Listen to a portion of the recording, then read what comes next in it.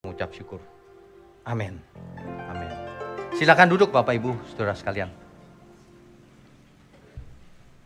Selamat siang, Shalom. Senang sekali kita punya kesempatan terus untuk belajar firman kebenaran. Sebab ada banyak sekali yang di luar sana yang tidak mau belajar. Ada yang mau belajar tetapi tidak ketemu dengan kebenaran. Manusia itu ada anehnya juga. Manusia itu kadang-kadang ya, dia tidak mau sakit sih. Tetapi tidak mau hidup sehat juga. Nggak mau sakit, tapi makan sembarangan. Coba maksudnya apa itu? Nggak mau ke neraka, tetapi juga nggak mau ke surga. Kemana itu? Artinya gentayangan. Lah ke surga nggak, ke neraka nggak, bagaimana? Orang kalau ditanya ke surga, tapi kelakuannya tidak menunjukkan bahwa ia ingin ke surga. Siang ini kita akan belajar Injil di dunia orang mati. Apakah ada Injil di dunia orang mati? Sebelum itu kita mesti mengerti dulu apa itu dunia orang mati. Kejadian pasal 37 ayat 35. Kejadian pasal 37 ayat 35. Sekalian anaknya laki-laki dan perempuan berusaha menghiburkan dia. Tetapi ia menolak dihiburkan. Sebab katanya, tidak, aku akan berkabung sampai aku turun mendapatkan anakku ke dalam dunia orang mati. Demikianlah Yusuf ditangisi oleh ayahnya. Rupanya ini kematian Yusuf ya. Saking sedihnya dia sampai berkata begini. Tidak, aku akan berkabung sampai aku turun mendapatkan anakku ke dalam dunia orang mati. Dunia orang mati di sini, di dalam terjemahan King James, New King James maupun NIV diterjemahkan menjadi grave. Grave. Tetapi di dalam terjemahan lain tidak diterjemahkan. Dipakai kata aslinya, Sheol. Kenapa? Karena tidak bisa diterjemahkan sebetulnya. Sheol. Jadi orang yang mati rohnya akan pergi ke Sheol. Badannya kemana? Kalau di sini Pondok Rangon salah satunya. Pilihannya. Ya. Nah, sebelum Kristus mati di kayu salib, semua orang yang mati rohnya pergi ke Sheol. Sheol itu diterjemahkan menjadi grave, alam maut, dunia orang mati, macam-macam. Tapi intinya itu. Dunia apa itu? Apakah dunia fisik? Bukan, dunia roh. Karena orang mati rohnya yang keluar, tubuhnya hancur. Roh itulah yang menuju dunia rohnya orang mati yang disebut dengan Sheol. Ya. Itulah sebabnya di Perjanjian Lama sering dicatat kalau seseorang mati, maka ia berada di perhentian bersama-sama dengan nenek moyangnya. Itu sebenarnya Sheol. Tentu saja bukan yang dimaksud mayatnya. Mayatnya nggak ngumpul jadi satu semua, enggak. Tapi rohnya ngumpul di Sheol. Bisa dibaca di Kejadian 47 ayat 30, Ulangan 31 ayat 16, 2 Samuel 7 ayat 12, dan lain-lain. Ada banyak sekali memakai kata Sheol. Sheol ini kalau di dalam Perjanjian Baru disebut dengan Hades. Lukas 16 ayat 23. Orang kaya itu, mendingan kita baca. Lukas pasal 16. Supaya lengkap ya. Lukas 16 mulai dari ayatnya yang ke-19. Tuhan Yesus yang berkata ini, yang mengatakan ini, yang berkisah tentang ini. Ingat ya, tidak ada satu manusia pun yang tahu tentang dunia roh. Sebab tidak ada orang yang mati kembali lagi untuk cerita, di sana ada pohon duren loh. Nggak ada. Nah, yang cerita Tuhan Yesus. Tentu saja pasti benar. Karena Tuhan datang dari surga. Makanya semua nabi nggak bisa dipercaya kalau bicara soal dunia orang mati. Tuhan Yesus yang paling benar. Nabi hanya menyampaikan apa yang Tuhan firmankan. Ya, ada orang yang bilang, aku paling benar ya, kok mati nggak bangkit buktinya. Tapi Tuhan bangkit. Ya, jadi Tuhan yang mengisahkan ini. Ada seorang kaya yang selalu berpakaian jubah ungu. Jubah ungu itu pakaian mewah zaman itu. Ya. Dan kain halus. Dan setiap hari ia bersukaria dalam kemewahan. Dan ada seorang pengemis bernama Lazarus. Badannya penuh dengan borok, berbaring dekat pintu rumah orang kaya itu. Bapak Ibu kalau mendengar kata nama Lazarus, belum tentu Lazarus yang dibangkitkan Yesus itu. Hari itu nama Lazarus banyak. Ya. Nama Yesua juga banyak. Nama Yesus banyak hari itu. Kita harus mengerti. Kalau zaman sekarang nama itu selamat. Selamat itu banyak. Ya. Ada orang namanya dalam bahasa Indonesia selamat. Banyak juga. Ya. Oke. Nah, ayat 20. Dan ada seorang pengemis bernama Lazarus, badannya penuh dengan borok, berbaring dekat pintu rumah orang kaya itu.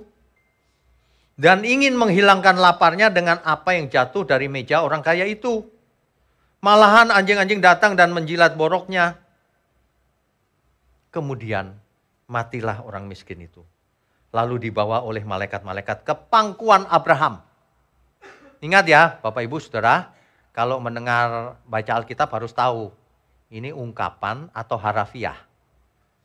Ke pangkuan Abraham bukan berarti dipangku sama Abraham, bukan itu maksudnya. Maksudnya ia ke tempat yang nyaman bersama Abraham. Maksudnya begitu. Orang kaya itu mati lalu dikubur dan sementara ia menderita sengsara di alam maut. Nah ini alam maut ini Sheol atau Hades. Ia memandang ke atas dan dari jauh dilihatnya Abraham dan Lazarus duduk di pangkuannya. Ini tentu bukan harafiah, oh Lazarus lagi di pangku, bukan begitu. Ya, kalimat ini untuk menjelaskan bagaimana yang dialami oleh orang kaya itu. Lalu ia berseru, katanya, Bapak Abraham kasihanilah aku, suruhlah Lazarus supaya mencelupkan ujung jarinya ke dalam air dan menyejukkan lidahku.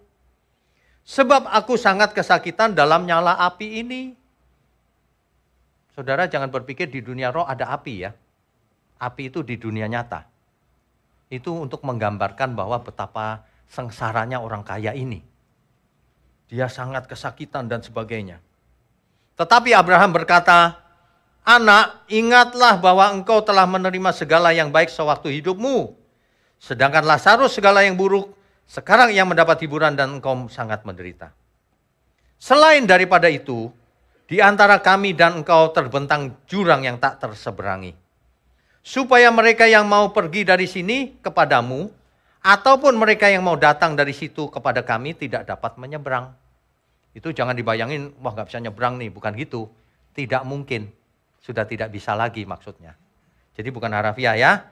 Kata orang itu, kalau demikian aku minta kepadamu Bapak, supaya engkau menyuruh dia ke rumah ayahku. Sebab masih ada 5 orang saudaraku. Supaya ia memperingati mereka dengan sungguh-sungguh agar mereka jangan masuk kelak ke dalam tempat penderitaan ini. Pertanyaannya, orang kaya itu masih sadar gak? Sadar. Dia ingat 5 orang saudaranya yang masih hidup. Bahkan dia punya niat baik. Kasih tahu dong saudaraku itu. Supaya nanti kalau mereka mati, rohnya tidak ke sini. Baik loh maksudnya ya. Ini si orang kaya ini. Ya. Tetapi kata Abraham, ada pada mereka kesaksian Musa dan para nabi. Baiklah mereka mendengarkan kesaksian itu. Jawab orang itu, tidak Bapak Abraham, tetapi jika ada seorang yang datang dari antara orang mati, kepada mereka, mereka akan bertobat. Dijawab lagi, kata Abraham kepadanya, jika mereka tidak mendengarkan kesaksian Musa dan para nabi, mereka tidak juga akan mau diyakinkan sekalipun oleh seorang yang bangkit dari antara orang mati.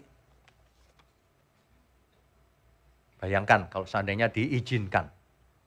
Orang kaya itu nemuin saudaranya 5. Halo saudaraku. Saudaranya pingsan langsung. Takut. Dari dunia orang mati. Iya kan? Makanya jawabannya enggak. Itu di dunia sudah ada hamba-hambaku. Sudah ada Alkitab. Kalau kamu nggak percaya sama itu, ngapain dari dunia orang mati? Malah takut nanti. Iya kan? Jadi percuma. Percaya aja. Enggak. Percuma. Makanya kesempatan kita itu cuma sekali ini. Setelah mati nggak ada kesempatan lagi. Si orang kaya ini sudah nggak punya kesempatan. Dia menyesal kesakitan selama-lamanya. Tidak ada solusi lagi. Kenapa? Lah sudah dikasih kesempatan, masih tidak mau juga. Salah siapa? Jangan menyalahkan Tuhan. Manusianya yang salah. Kenapa begitu? Dikasih kesempatan tidak digunakan. Ya. Sheol ini dalam King James Version diterjemahkan sebagai hell, neraka. Itu salah, saudara. Terjemahan King James Version itu salah. Itulah sebabnya di dalam revisinya, New King James Version dirubah, bukan hell. Tapi balik ke teks aslinya, yaitu Hades. Hades itu nggak bisa diterjemahkan. Sheol juga nggak bisa diterjemahkan. Itu adalah tempat di mana roh orang mati pergi ke sana.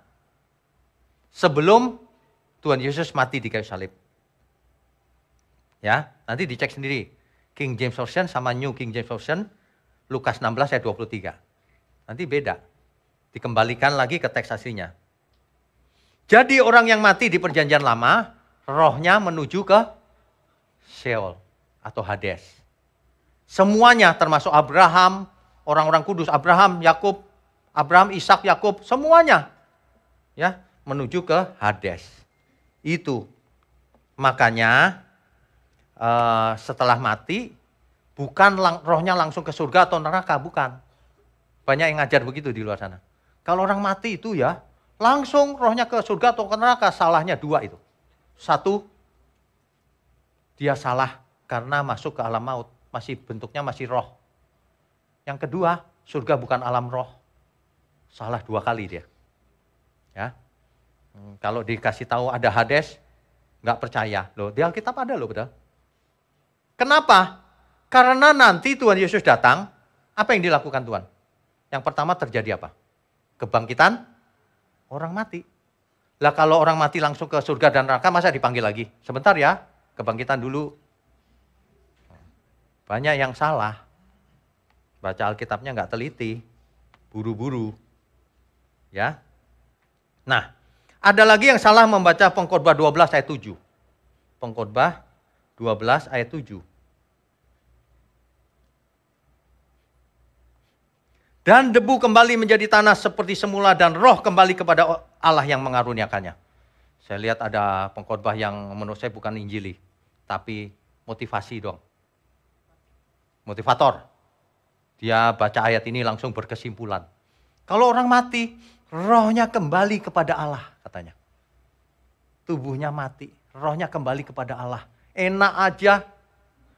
Gak bisa baca Alkitab dia. Ini untuk orang benar. Kalau orang benar, rohnya kembali kepada Allah. Selamat maksudnya. Orang jahat ya enggak lah. Ya. Makanya baca Alkitab itu jangan satu ayat. Satu ayat langsung bikin kesimpulan. Ayat yang lain menjelaskan itu bagaimana orang kaya itu ada di Hades. Lah kok langsung surga neraka. Lah kok semuanya roh masuk ke surga katanya. Katanya begini teorinya. Tubuh kita hancur. Rohnya balik ke surga. Jiwanya dihakimi masuk neraka. Apa lagi ini?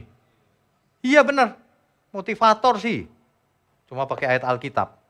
Itu menyesatkan banyak orang loh. Orang kalau salah pikir, nanti hidupnya nggak benar. Salah mikir yang nggak bisa maksimal untuk Tuhan. Kalau kita nggak mengerti kebenaran, kita nggak bisa hidup sesuai yang Tuhan inginkan. Nggak bisa, salah ngerti. Iya kan? Orang pikir makan lemak itu sehat. Dimakan banyak-banyak supaya sehat. Mampet jantungnya. Kan gitu, nggak boleh salah mengerti. Harus benar, apalagi soal firman Tuhan. Harus benar. Ya, itu konteksnya untuk orang benar. Kenapa? Karena di Yakobus 4 ayat 5, bukan tanpa alasan kitab suci berkata kalau roh yang ditempatkan Allah dalam dirimu diingininya dengan cemburu. Supaya selamat maksudnya. Apakah otomatis selamat? Tentu saja tidak. Ada banyak contoh yang binasa di Alkitab. Umat pilihan pun binasa. Hosea 4 ayat 6, umatku binasa karena tidak mengenal Allah. Padahal Tuhan yang pilih loh, bisa binasa. Sama dengan kita. Kita umat pilihan, yes. Bisa binasa nggak? Bisa. Terusin aja hidupmu dalam dosa itu. Kalau nggak binasa. Memangnya umat pilihan pasti selamat kalau hidup dalam dosa. Kisah Rasul 3 ayat 19. Oleh karena itu, kamu harus sadar dan bertobat. Supaya dosamu diampuni. Kalau enggak diampuni. Bertobat. Ya, percuma rajin ke gereja. Percuma doa siang malam. Puasa, percuma. Kalau hidup dalam dosa. Kalau masih hidup dalam dosa. Percuma kau berbahasa roh. Kalau hidup dalam dosa. Alkitab berkata, kamu bisa seluruh bahasa di dunia ini. Bahasa malaikat. Percuma kalau nggak punya belas kasihan. Seperti orang kaya itu. Sudah tahu ada Lazarus bukannya dikasih makan? Waduh. Orang kaya yang bodoh itu yang begitu itu. Yang hidup untuk dirinya sendiri. Makanya kalau baca Alkitab mesti lengkap. Tidak semua orang kaya masuk neraka, tidak. Tapi orang kaya lebih gampang masuk neraka. Kenapa? Karena biasanya di mana hartanya berada, di situ hatinya berada. Tapi itu bukan berarti orang miskin gampang masuk surga. Jangan GR. Orang miskin biasanya juga punya iri hati, lihat yang kaya, wah matanya udah mulai. Itu jangan-jangan korupsi itu. Loh, kamu sirik amat sih. Nggak boleh begitu. Kita itu mau kaya mau enggak, hati kita mesti bersih. Ada amin? Hati kita mesti bersih.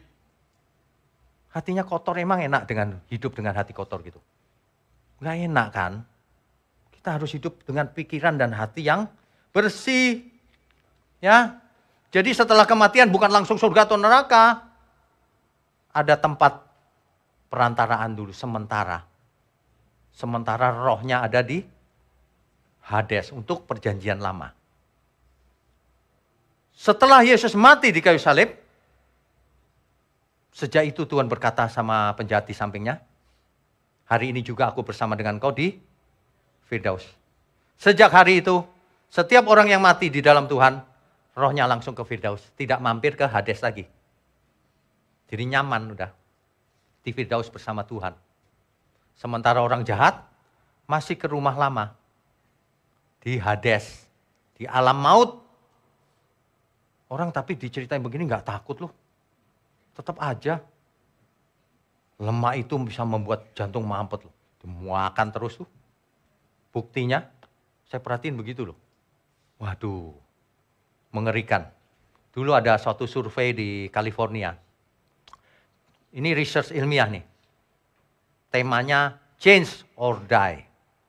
Berubah atau mati. Dikumpulkan orang-orang sebanyak mungkin di survei yang sakit jantung. Jantungnya udah mampet. Jadi kesakitan terus. Ditanya apakah engkau mau sembuh. Semua pasti jawab sembuh dong. Kalau mau sembuh begini caranya, diajarin. Dah, habis itu semua pulang ditemanin sama relawan yang mencatat hasilnya. Ternyata dari 100 orang, 95 orang tidak berubah. Mati semua. Yang 5 orang bertahan karena dia berubah sesuai anjuran. Artinya apa? Orang yang berubah itu sedikit sekali. Kita berharap yang berubah banyak. Amin, saudara? Ya kalau enggak ngapain ke gereja? Emangnya arisan? Ngumpul-ngumpul, makan-makan. Itu kan arisan tuh. Kalau arisan ngapain di gereja sini? Ya, makanya kalau gereja sini dikasih makanan keras.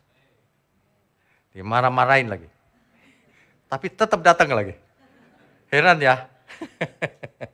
Iya. Makanya ya, saya itu kadang-kadang membayangkan ya. Banyak orang yang sudah ditinggal mati oleh pasangan hidupnya, oleh orang tuanya. Kalau orang tidak mengerti kebenaran ini, frustasi gimana, aku nggak pernah ketemu lagi. Dengan permata hatiku itu. Gimana dong? Tapi kalau kita mengerti, yes, dia sedang menungguku. Di Firdaus. Jangan bilang di Hades. Di Hades nggak ketemu nanti. Di Firdaus.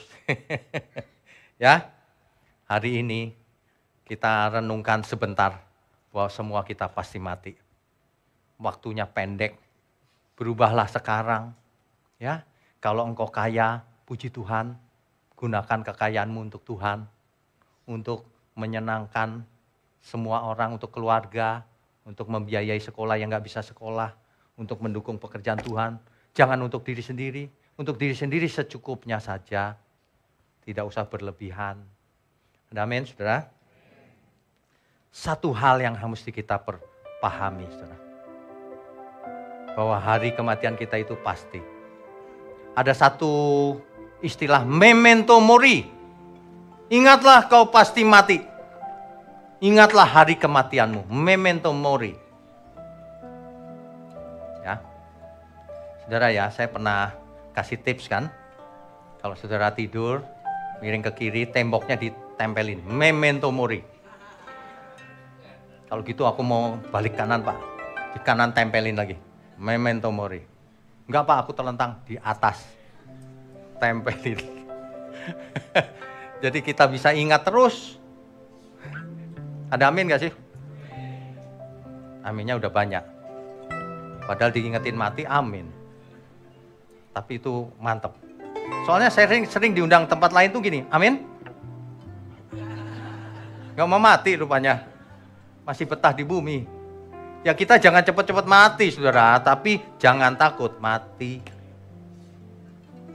Satu hal yang aku harus pahami. Hari kematianku yang sudah pasti. Tak tahu kapan itu akan terjadi di perjalanan singkat hidup ini. Aku harus mempersiapkan diri. Saat yang indah hari kematianku. Di pembaringan terakhirku nanti, sahabat sejati pasti menjemputku. Roh Kudus tolong aku hidup tidak bercela sampai waktu menutup mata. Rindu seperti Yesus, kesukaanmu Bapa. Hidup ini jadi berharga. Justru karena kita tahu kematian kita itu pasti, maka kita bersiap-siap.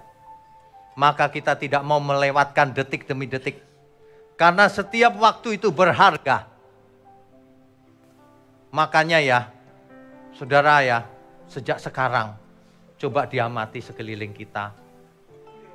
Di kiri kita ada pasangan hidup kita, ada anak-anak kita, ada orang tua kita kalau masih ada teman-teman kita, ada pelayan Tuhan, sesama pelayan, sesama jemaat. Kita tidak selamanya loh bersama-sama. Satu persatu akan meninggalkan kita. Semua mau ke surga kan? Amin. Siapa mau duluan? Loh, suruh duluan gak mau. Katanya mau. Nanti kalau Tuhan nanya bagaimana ini jawabnya. Jangan duluan.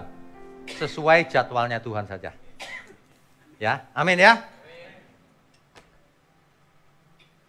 Yang paling penting itu, di sisa umur hidup kita ini berapapun, mari kita hidup kudus, tak bercacat, tak bercela. Ya, Roh Kudus ditaruh dalam diri kita, supaya kita hidup kudus. Kenapa disebut Roh Kudus? Supaya kita hidup kudus. Kuduslah kamu sebab aku kudus. Jangan pernah lupa itu, saudara. Ada Roh Kudus dalam diri kita. Roh Kudus tolong aku, hidup tidak bercela, sampai waktu menutup mata. Rindu seperti Yesus, kesukaanmu Bapa, hidup ini jadi berharga. Hidup ini sangat menarik, saudara. Berharga di mata Tuhan. Itu sebabnya kalau saudara merasa kok hidup begini-begini, belum mengerti. Kalau orang mengerti, ada roh Allah dalam diriku, Roh Kudus. Wah, hidup ini berharga. Semangat. Semangat. Iya, saya paling semangat tuh. Di atas, udah malam gitu, saya masih semangat di ruangan saya sendirian. Semangat apalagi ya Tuhan. Meskipun tubuh capek sekali loh. Meskipun tubuh kita capek sekali, tapi karena semangatnya tinggi, tidak pengaruh capeknya itu. Sangat tidak pengaruh. Ya. Masalahnya ya manusia itu ya, tidak selalu di dalam firman. Padahal firman Tuhan itu, jika engkau tetap di dalam firman-Ku, engkau benar-benar adalah murid-Ku. Kalau di dalam firman-Nya cuma hari Minggu, Pak. Udah, selain itu lupa. Enggak benar-benar murid Tuhan. Kalau benar-benar murid Tuhan, selalu di dalam firman. Setiap saat. Keluar dari sini tetap ingat. Tetap ingat. Dalam semua situasi kita tetap ingat. Itu yang benar. Banyak orang itu suka lupa. Suka lupa. Yang bikin lupa itu ya, karena nggak mengasihi Tuhan. Kalau orang cinta Tuhan bisa lupa nggak? Kalau orang mengasihi istrinya bisa lupa nggak? Nggak bisa. Ada nggak orang lupa, aku sudah punya istri belum ya? Waduh, itu dia ciri-cirinya. Calon ke Hades dia. Ibu-ibu itu ya, kasihan loh ditindas sama suaminya. Banyak yang begitu. Sampai-sampai ada yang cerita sama saya itu, ini beneran loh. Pak, suamiku itu rajin loh Pak ke gereja. Tapi kok begitu ya Pak sama aku? Gimana ya Pak? Dia nanti ke surga nggak ya Pak ya? Waduh, ini pertanyaannya berat amat ya. Kenapa emang Bu? Kalau dia ke surga, aku nggak mau ke surga Pak. Saking kepahitannya tau nggak? Suaminya ke surga, dia nggak mau ke surga, nggak mau ketemu katanya. Aduh, suami-suami bertobat ya. Aduh, istri-istri juga bertobat. Bareng-bareng bertobat. Kalau enggak bagaimana? Ya, Tuhan itu mengajar kita itu menghitung hari-harinya kita loh. Ya, sebab hari-hari kita itu mesti kita hitung dari menit ke menit. Untuk apa? Jangan sampai kita buang-buang waktu. Percuma. Dulu kita sering buang waktu. Ya, iya. Dulu kita sering buang waktu. Melakukan hal-hal yang tidak ada gunanya sama sekali. Mulai sekarang jangan buang waktu, saudara. Ya. Amin. Tuhan tolong ingatkanku terus. Hidup di bumi seperti arus, tak henti mengalir menuju lautan hamparan luas keabadian. Langit bumi semuanya terguncang.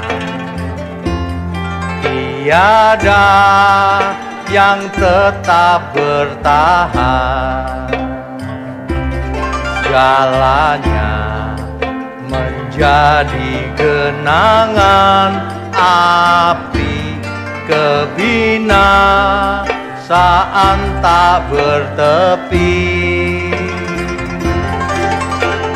Tuhan ajarku menghitung hari, singkat tak tahu kapan akhirnya. Tuntun aku sampai sempurna, berkenan di hadapan Bapa. Kalau saudara ya, kalau pilih lagu itu lagu yang baik. Lagu yang baik itu akan mengimpartasikan spirit yang benar. Kita jadi semangat. Kita mau hidup benar. Yes. Itu lagu yang benar. Kalau lagu yang gak benar, ciri-cirinya itu cuma membombong. Bahasa Jawanya. Membombong itu begini loh. Kalau anak kecil belajar ngelukis ya, coret-coretan, bapaknya bilang, bagus nak, bagus. Itu namanya. Nanti nyoret lagi, bagus nak, kamu pinter. Itu namanya membombong. Jemaat masih salah, kamu sudah sempurna, anak raja, bakal jadi sultan, kaya raya, gak bisa sakit. Itu. Nanti anak-anak yang dengar, jemaat yang dengar, yes, aku anak raja. Siapa bilang kau anak raja? Raja mana?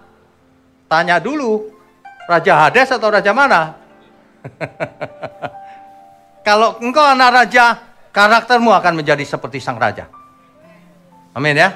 Jangan sembarangan ngaku. Teologi yang benar itu justru memperingatkan bahwa kita belum cukup di hadapan Tuhan. Harus terus berusaha.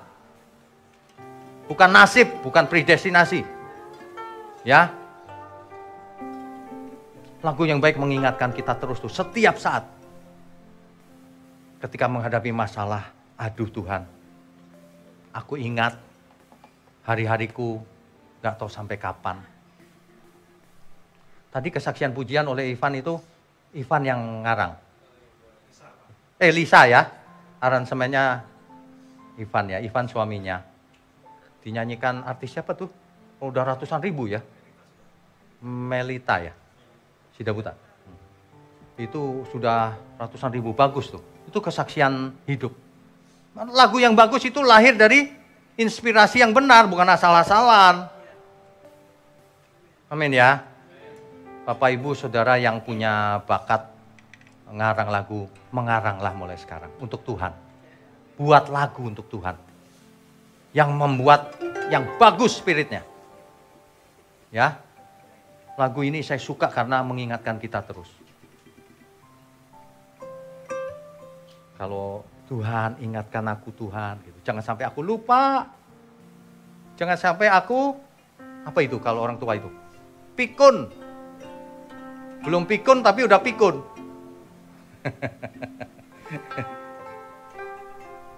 Tuhan ajarku menghitung hari. Ini benar-benar loh Tuhan.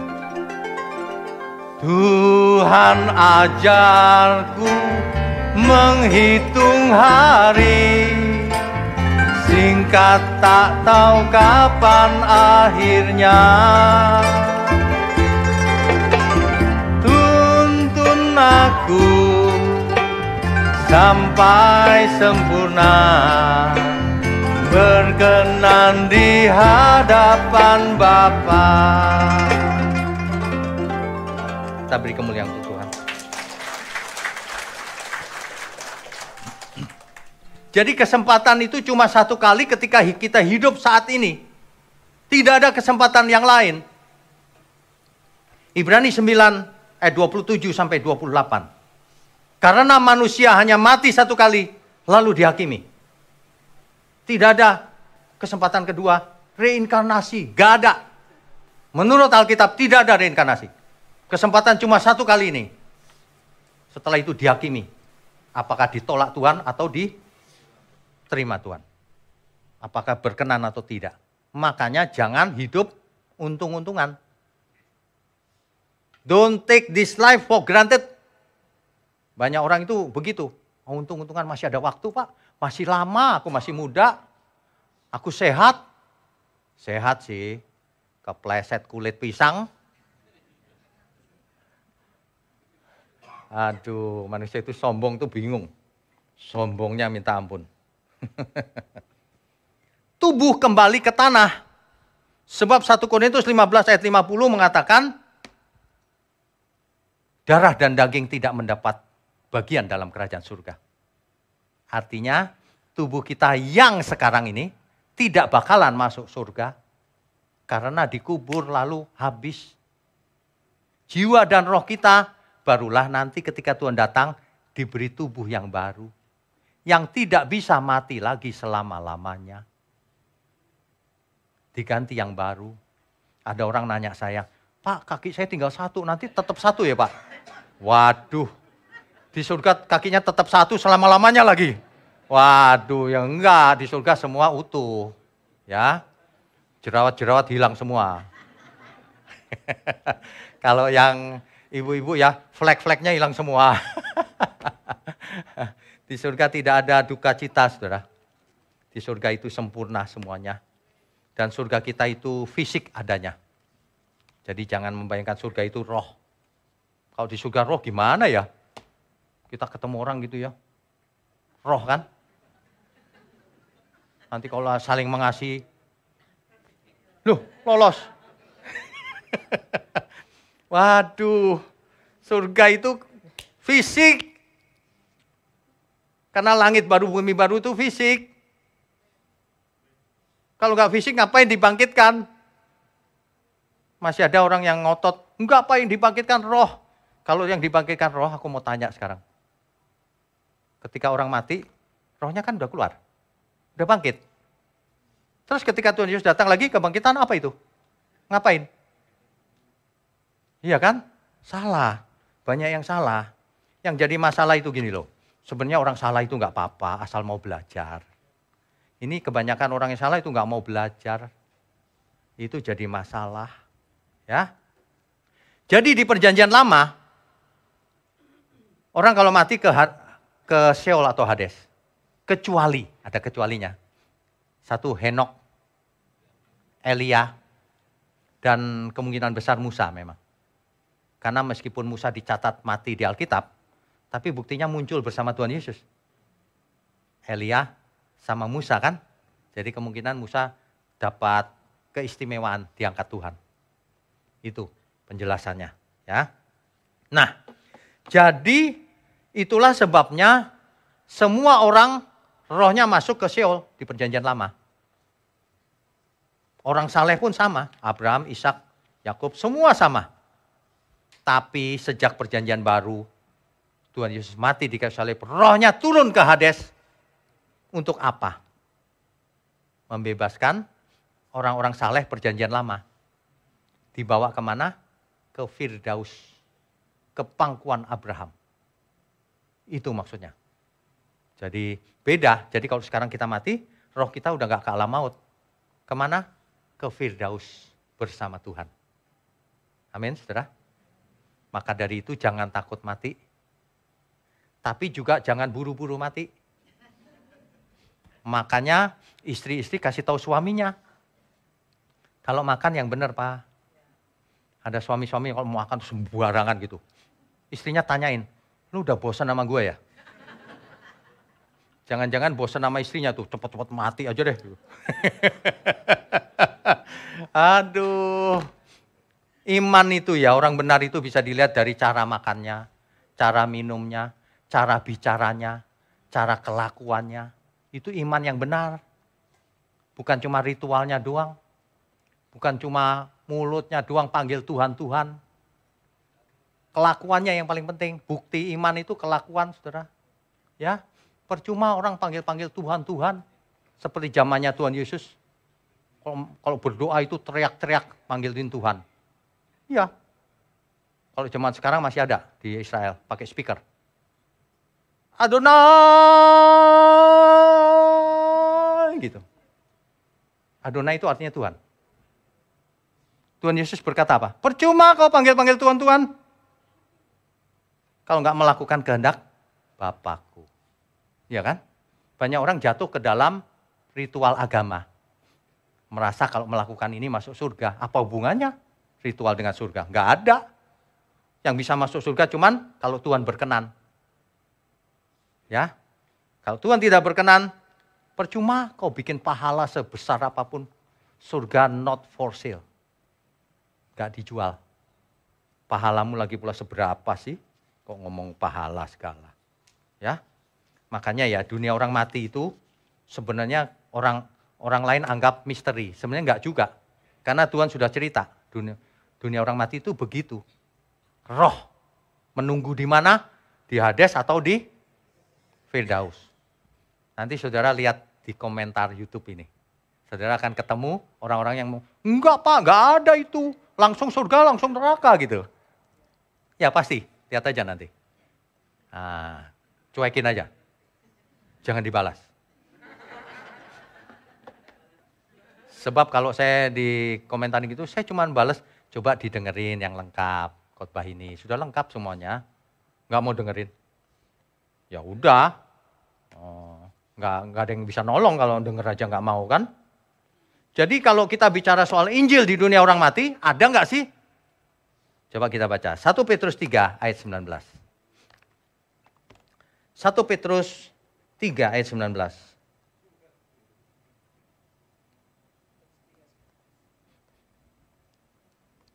Dan di dalam roh itu juga, ia pergi memberitakan Injil kepada roh-roh yang di dalam penjara.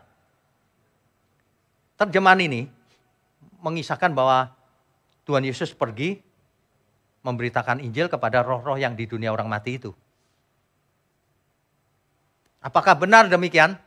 Ini kalau orang awam baca ini, langsung image-nya, oh supaya orang roh di dunia orang mati itu bertobat gitu seolah-olah. Karena menggunakan kata Injil kan. Ternyata setelah saya cek teks aslinya, di situ dipakai kata ekeruxen, dari akar kata keruso. Artinya, mengumumkan atau berseru, atau memproklamasikan, atau memberitakan. Tidak ada kata Injil. Jadi Tuhan di dunia orang mati berseru, memberitakan sesuatu. Bukan Injil. Apa itu? Nanti kita lihat. Bukan Injil. Kenapa? Karena manusia hanya mati satu kali lalu dihakimi. Nggak ada di dunia orang mati, bertobat ya. Orang tua tadi, aku mau bertobat Tuhan. Yang orang kaya tadi yang di alam maut. Nggak bisa, kesempatannya sudah tutup. Nggak bisa lagi. Itulah sebabnya di dalam King James dan New King James dipakai kata preach. Preach, khotbah. Seolah-olah itu khotbah Injil supaya orang bertobat. Rohnya itu. Nggak bisa. Itulah sebabnya di terjemahan lain dipakai kata make a proclamation. Make a proclamation. Memproklamasikan sesuatu. Memberitakan sesuatu. Menyerukan sesuatu. Jadi bukan Injil. Jadi bukan memberitakan Injil kepada roh-roh orang yang murtad di perjanjian lama itu. Yang dulu menolak ikut Nuh di kapalnya itu. Bukan. Nah, banyak orang salah mengerti karena terjemahan ini. Ya, oke, kita lanjutkan. Jadi artinya bukan itu, saudara. Yang kedua, ini yang lebih sulit. 1 Petrus 4 ayat 6. 1 Petrus 4 ayat 6. Itulah sebabnya maka Injil telah diberitakan juga kepada orang-orang mati. Supaya mereka sama seperti semua manusia, dihakimi secara badani, tetapi oleh roh dapat hidup menurut kehendak Allah. Kalau orang baca ya, orang awam baca, itulah sebabnya maka Injil telah diberitakan juga kepada orang-orang seolah-olah gini. Roh orang mati yang di Sheol diberitakan Injil. Supaya apa? Bertobat. Kan gitu kan, seolah-olah kan? Nah, ini gara-gara terjemahan juga nih. Kita periksa teks aslinya lagi. Teks aslinya memakai kata euangeliste. Itu akar katanya euangeliso. Euangeliso itu artinya memberitakan kabar baik. Memberitakan good news, kabar baik. Gospel. Memberitakan, terjemahnya Injil. Injil langsung asosiasinya Alkitab, firman Tuhan. Padahal bukan, mengabarkan kabar baik. Jadi harusnya supaya, terjemahnya nggak salah loh. Tapi orang salah sangka. Sebetulnya yang benar adalah, itulah sebabnya maka kabar baik telah diberitakan kepada orang-orang mati, kabar baik. Supaya apa? Bukan supaya mereka bertobat, bukan. Sama seperti semua manusia dihakimi secara badani. Supaya mereka mendengar bahwa ada penghakiman. Ngerti nggak ya maksudnya ya? Tuhan Yesus mati membawa kabar baik. Sekarang ada penghakiman. Kalau Tuhan Yesus nggak mati, nggak ada kabar baik, semuanya neraka. Nggak ada pengampunan. Tuhan Yesus menang di kayu salib, kabar baik. Supaya apa? Supaya orang-orang dihakimi. Jadi ada penghakiman. Itu maksudnya. Ya. Jadi ini bukan Injil diberitakan supaya orang bertobat, bukan. Ini kabar baik diberitakan bahwa ada penghakiman. Bahwa manusia akan dihakimi menurut perbuatannya. Nah, itu sebenarnya artinya ini. Jadi nggak ada yang namanya penginjilan dunia orang mati itu. Dulu ada pengajaran seperti itu. Kalau neneknya udah mati itu ya, tenang, bisa kita panggil rohnya. Iya, saya diceritain orang soalnya. Rohnya kita panggil dalam nama Yesus. Nenek, kau bertobat ya. Waduh, kalau itu bisa, kita bisa panggil juga engkong kita. Kong, datang dalam nama Yesus. Aku mau belajar matematika, ajarin. Ya enggak gitu akhirnya. Aneh. Makanya orang yang masih hidup, nanti aja lah. Loh kan manusia suka gitu, nunda. Iya kan? Zaman sekarang aja masih banyak, nanti aja lah. Itu penjahat di samping Yesus terakhir. Tobatnya masuk surga katanya. Loh kok niru-niru penjahat? Bukan niru Tuhan Yesus. Orang suka gitu. Apalagi kalau diajarin penginjilan dunia orang mati, nanti aja lah. Nanti bro, tolong doain aku ya kalau aku mati ya. Diinjili. Gak ada begituan. Karena manusia hanya mati satu kali lalu dihakimi. Itu artinya. Itulah sebabnya di Yohanes 8 ayat 56. Yohanes pasal 8 ayat 56.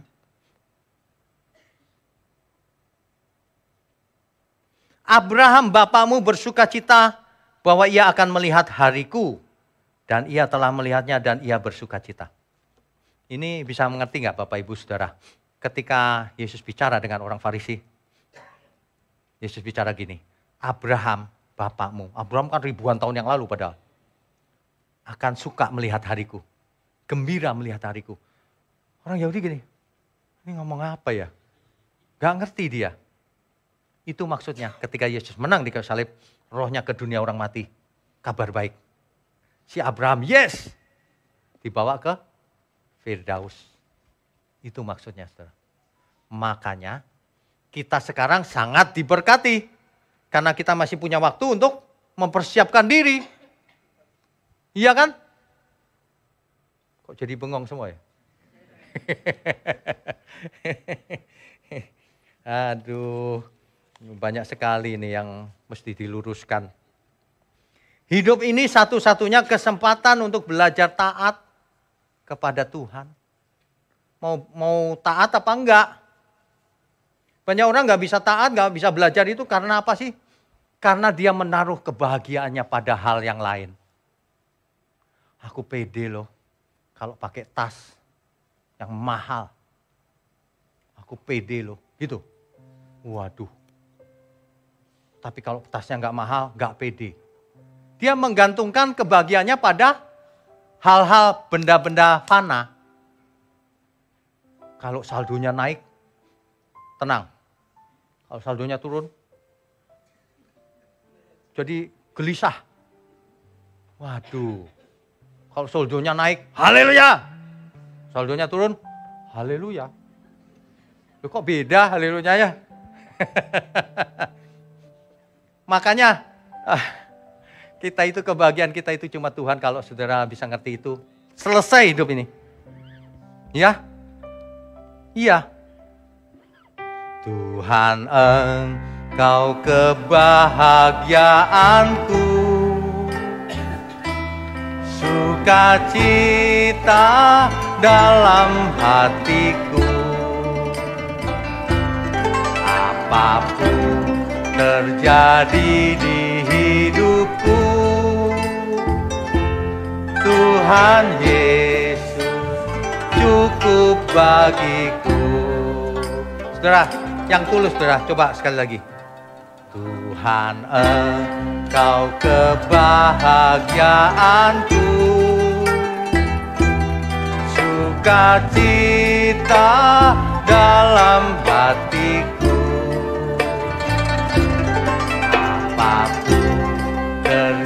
abadi di hidupku. Tuhan Yesus cukup bagiku. Walau hidup ini aku sendiri, Engkau setia menemani. Walau tiada harta dan kehormatan, Tuhan kekayaan abadi.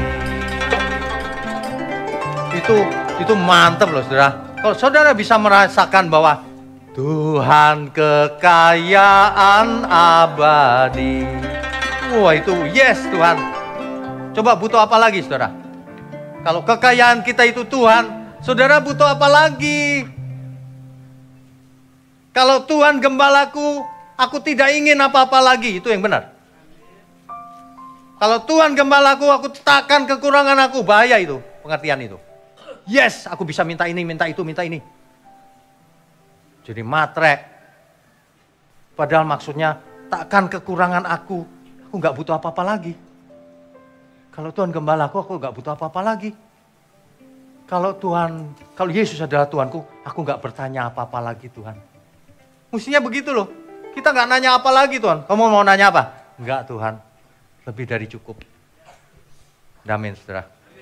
Kita beri kemuliaan untuk Tuhan. Saudara yang hari ini hidupnya sendiri atau yang bermasalah, jangan takut saudara. Penyertaan Tuhan itu nyata, ya. Ingat lagu ini. Lagu ini sangat menguatkan kita. Sebab di dunia ini banyak orang yang hidupnya sendiri. Apalagi kalau sudah usianya lanjut, sendirian, anak-anak sudah nggak mau. Waduh, kasihan. Itulah yang membuat saya membayangkan suatu hari kita akan buat panti jompo yang happy gitu. Aduh saudara, kemarin ada yang bicara sama saya, panti jomponya sudah jadi belum Pak? Saya bilang, belum Bu, saya nitip satu ya Pak. Padahal dia punya anak loh. Saya sudah tahu, aduh Tuhan. Saya sudah tahu. Ya, untuk yang hidup sendiri ya ingat ya, ada Roh Kudus dalam diri kita.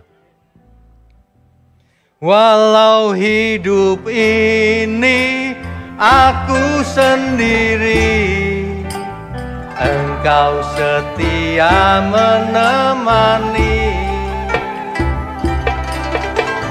Walau tiada harta dan kehormatan, Tuhan kekayaan abadi.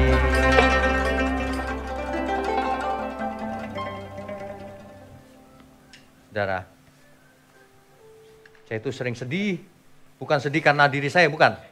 Karena lihat orang lain, aduh Tuhan. Apa yang harus kulakukan ya Tuhan? Bagaimana cara menolong ya Tuhan? Berikan aku hikmat. Aduh, suatu hari ya Tuhan. Saudara, tahun berapa ya? Sebentar saya ingat-ingat. Saya nggak ingat itu tahunnya. 2000-an. 2000 itu 20 tahun yang lalu. Waduh. Itu 20 tahun yang lalu itu saya ketemu lagu tadi itu. Karena dalam keadaan frustasi, bukan frustasi karena gagal hidup, bukan. Karena saya lihat gini, orang tua saya meninggal, kakak saya satu-satunya meninggal, saya hidup sendirian. Tapi bukan karena itu sedihnya saya. Saya sedihnya gini loh, manusia ini kok begini ya? Kok nggak ada kasihnya gitu ya? Kok tega ya anak sama orang tua sama anak dan sebagainya gitu. Jadi saya sedih gitu sudah. Lalu saya tidur mimpi. Saya dikasih mimpi, di mimpi itu saya frustasi saudara. Saya frustasi terus saya dengar ada suara, paduan suara. Kok ada paduan suara, suaranya enak ya. Tapi saya nggak tahu ngomong apa. Bahasanya itu bukan bahasa bumi. Nggak tahu apa itu. Saya samperin dong, saya cari gitu. Ketemu. Ini paduan suaranya, tapi nggak ada orang.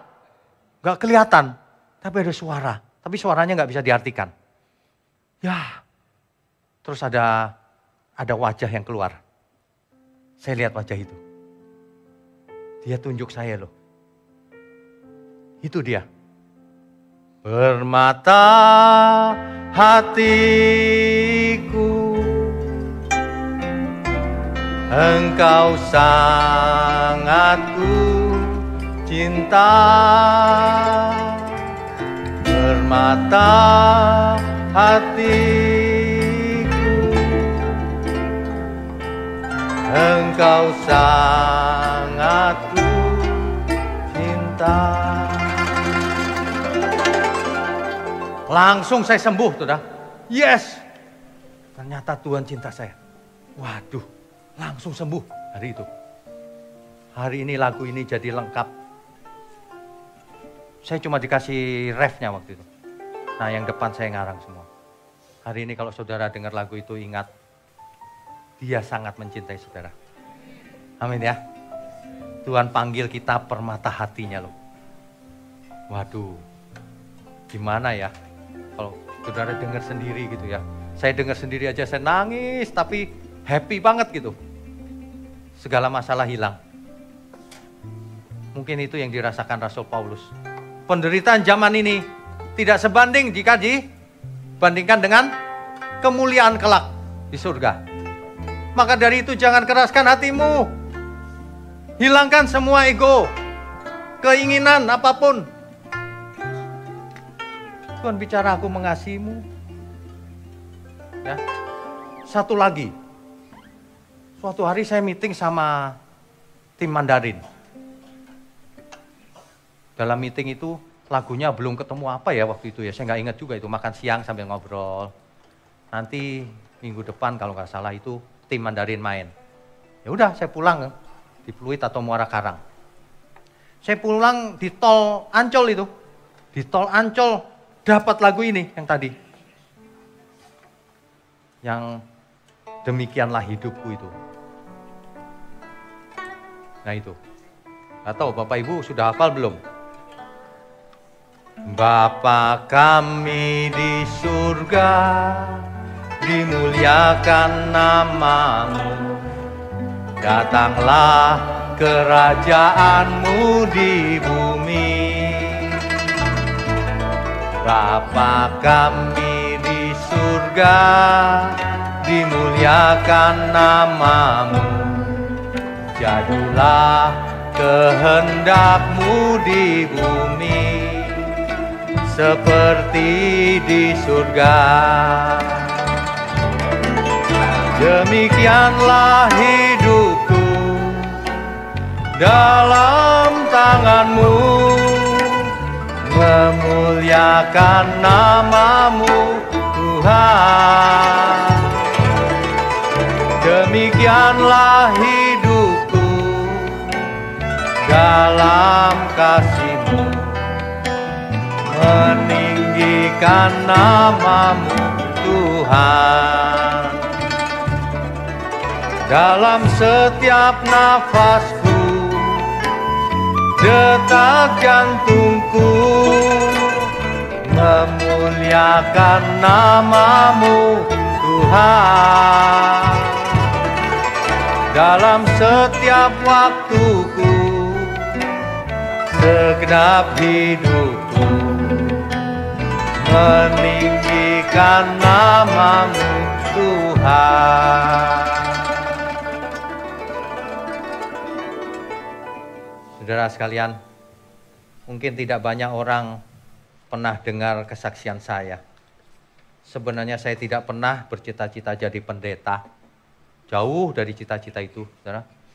Dari kecil saya bercita-cita mau jadi seorang insinyur. Kenapa? Ketika saya kecil saya membayangkan nanti saya mau bikin robot yang besar. Bikin robot, makanya dari kecil nanti suatu hari saya mau sekolah di Jakarta, di UI. Diketawain sama saudara-saudara saya. Ya memang kita nggak punya dulu kan, memang nggak punya apa-apa. Dari kota kecil kok mau sekolah di Jakarta, satu biaya, kedua kau siapa? Memang bisa lawan semua orang. Kan persaingannya ketat banget kan? Tapi saya senyum-senyum aja. Tapi saya percaya suatu hari, pasti Tuhan tolong saya. Hari itu saya ke Jakarta akhirnya lulus. Singkat cerita, saya sudah punya gelar insinyur. Terus saya hilang tujuannya. Nah, saya cuma segitu cita-citanya. Aduh, sederhana banget. Saya kerja di bank, udah insinyur gitu. Udah, saya terus gak ngapa-ngapain gitu. Waduh, gak ngerti kebenaran loh. Di bank itu saya ketemu Ibu Lucia. Ternyata ketemu lagi di sini loh, setelah puluhan tahun kemudian. Ya, cuma saya lupa loh, Bu Lucia dulu duduk di mana ya? Nah, terus suatu hari ada teman-teman saya pada tes di UI, S2, Magister Management. Saya enggak tertarik saya, ngapain gitu? Dioyo-oyo teman baik saya, akhirnya ngetes kan, ya udahlah iseng-iseng tes. Saya lulus, teman-teman saya nggak lulus. Yang ngajakin nggak lulus. Ya saya jadi loh, ini gimana sih maksudnya? Jadi lulus. Akhirnya saya dari kecil sudah masuk sekolah minggu. Dari umur 3 tahun kali. Terus rajin banget. Kenapa rajin? Gerejanya sebelah rumah saya. Jadi pagi hari bangun langsung lari. Aduh, enak banget gerejanya sebelah. Terus suatu hari saya minta sama Tuhan, aku mau belajar yang benar loh. Tunjukkan hamba Tuhan yang benar. Saya lihat kan, yang ini dukun ini. Yang ini motivator ini. Yang ini pelawak. Yang ini, waduh yang ini kok ngomongnya duit melulu ya. Gak ada yang benar. Gak ada yang benar. Akhirnya saya berdoa, Tuhan pakai aku Tuhan. Nanti aku akan bicara apa adanya. Orang yang lain gak berani bicara, saya berani. Karena saya gak cari apa-apa. Saya sodorin diri loh Bu. Waduh sejak saya sodorin diri saya gak berasa, saya diseret. Ketemu Pak Erastus, ketemu ini, itu kesempatannya terus tuh sampai hari ini. Saya lihat percepatan Tuhan itu luar biasa loh. Kalau kita menyerahkan diri sama Tuhan, Tuhan garap. Ya, di antara saudara ada yang kuliah teologi dan sebagainya. Percayalah suatu hari Tuhan pakai luar biasa. Kita beri kemuliaan untuk Tuhan. Tapi kita harus hidup kudus, tak bercacat, tak bercelah. Jangan pernah jatuh dalam dosa mulai hari ini. Yang lalu lupakan. Dosamu seperti apapun yang lalu gak penting banget. Ke depan. Jangan buat dosa lagi. Hiduplah kudus, tak bercacat, tak bercelah. Ada amin? Ada seorang yang, aduh gimana ngomongnya ya. Ada seorang wanita yang deketin saya. Pak saya dulu PSK. Berapa lama? Sudah lama Pak. Sekarang bertobat gak? Bertobat. Ya udah gak usah diomongin saya bilang.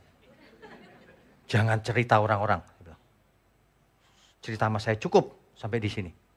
Jangan cerita sama siapapun. Gak perlu cerita dosa masa lalu. Yang penting sekarang jangan buat dosa lagi. Amin ya. Makanya ajaran yang mengatakan, wah harus mengaku di depan orang banyak. Salah itu. Tuhan tidak pernah seperti itu. Mengaku sama Tuhan. Udah titik, close. Case close. Jangan buat dosa lagi mulai sekarang. Nah itu, Tuhan kita itu luar biasa saudara. Kita semua dikasih kesempatan, dosamu apapun. Udahlah gak penting, ke depan yuk belajar. Kita belajar jadi anak Bapa di surga. Amin ya. Amin saudara. Oke deh. Jadi hari ini subtemanya ini adalah apa tadi? Kok jadi lupa?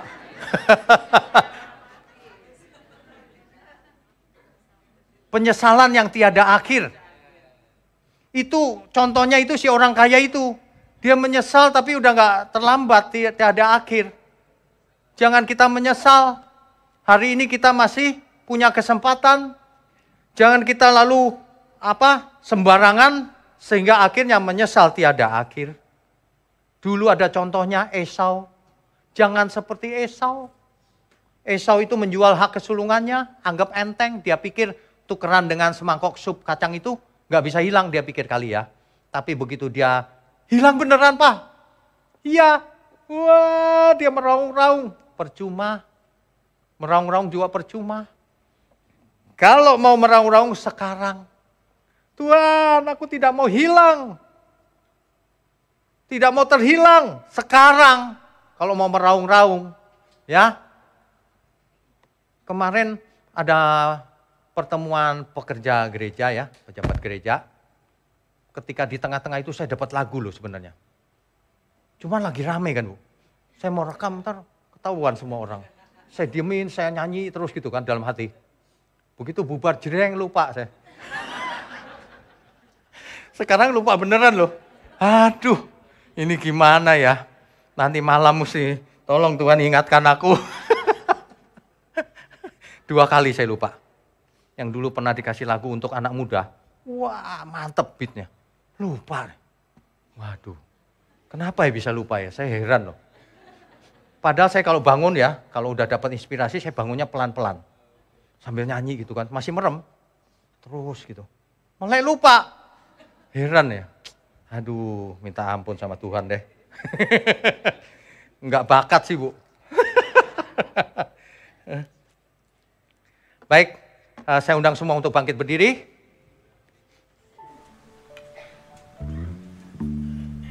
Yuk kita nyanyikan dengan tulus Bapa kami yang di surga.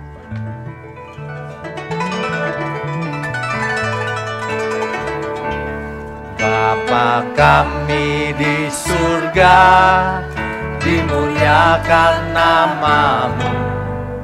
Datanglah kerajaan-Mu di bumi. Bapa kami di surga, dimuliakan nama-Mu. Jadilah kehendak-Mu di bumi seperti di surga. Demikianlah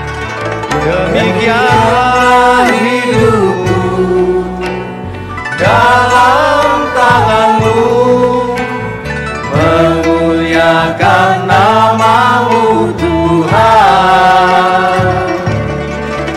Demikianlah hidupku dalam kasih-Mu, meninggikan nama-Mu Tuhan. Dalam setiap nafasku, detak jantungku, memuliakan nama-Mu Tuhan. Dalam setiap waktuku, segenap hidupku, meninggikan nama-Mu Tuhan. Musik saja. Saudara, kesempatan yang kita punya hanya satu kali. Jangan buang-buang waktu mulai sekarang. Lupakan dosa lamamu, apapun itu. Fokus ke depan.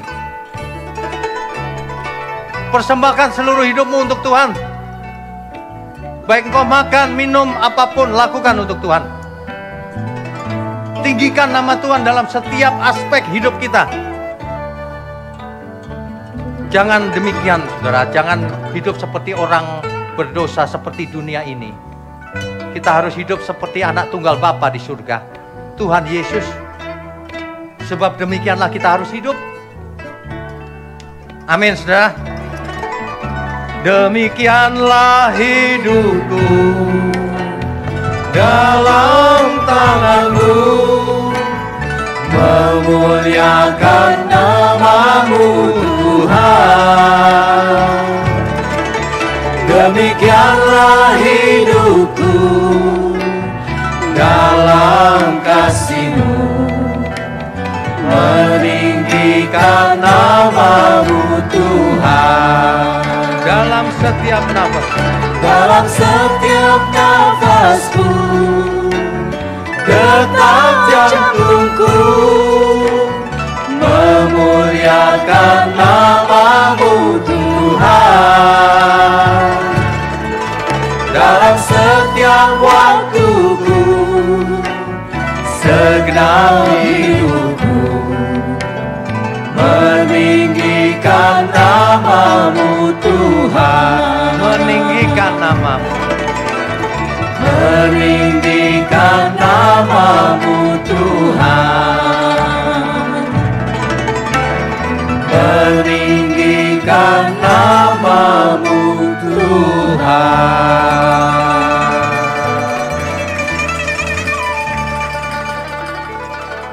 Bapa di surga, kami sungguh mengucap syukur. Kami adalah orang-orang yang berbahagia memiliki Bapa seperti Engkau. Bapa yang sangat mengasihi kami. Terima kasih Tuhan. Terima kasih. Hamba berdoa untuk gerejamu di tempat ini. Engkau pakai secara luar biasa menegur dunia yang sedang gelap ini. Menjangkau banyak jiwa sampai ke ujung bumi. Kemanapun berita ini disampaikan, mereka mendengar dan bertobat Tuhan. Bapa di surga, hamba juga berdoa untuk tangan-tangan yang mendukung pekerjaanmu ini.